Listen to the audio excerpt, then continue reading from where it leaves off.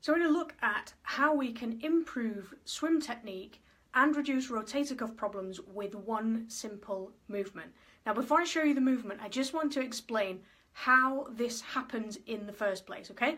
So what the rotator cuff problems generally are in the back of the shoulder here. They can be high up here, or they can come across the back here.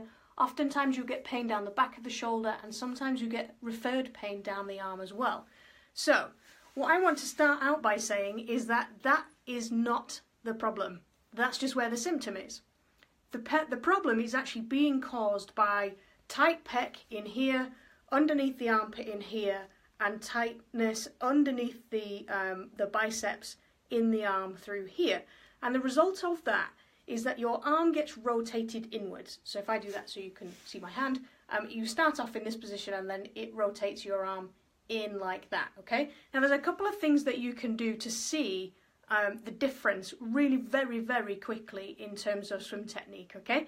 So if you're wanting to do high elbow, for example, you put your arm in the water, nice and relaxed, your hand is flat, it's not rotated inwards at all, you pull your elbow as high as you can and it'll go to wherever it goes to, and then try it again, turn your thumb down, and then try and lift your elbow and see what happens, okay? You might find that your hand comes closer into your chest, you might find the elbow doesn't go as high in the first place, but what you're actually getting is altered technique because of a tightness in muscles, okay? So if the muscles are creating that rotation of your arm, so you'll go from a high elbow into a funny lower elbow, and definitely less pull in the water, that's for sure. And the same thing happens with arm overhead. So I'm in a position at the moment where you can't really see, but it's really simple to do. Again, in the same position you were in before, so your hand is level, just lift your hand above your head and just see where it gets to before you start lifting your ribcage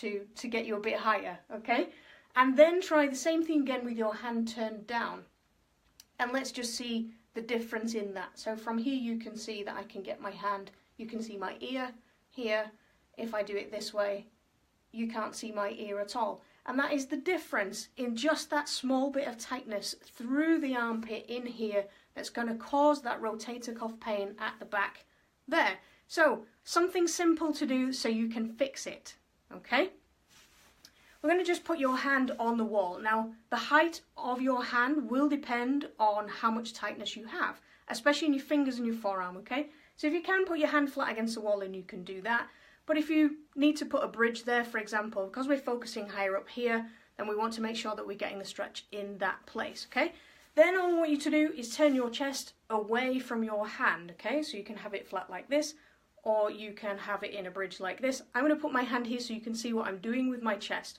Now the most important thing is that we do this really gently and really very much pain-free, okay? So if you're pulling faces at me, you need to back it off, all right? No holding your breath, none of that. Nice and steady, okay? So turn your chest away and then come back again. So nice and simple. And then all I'm going to do is move my chest up and down.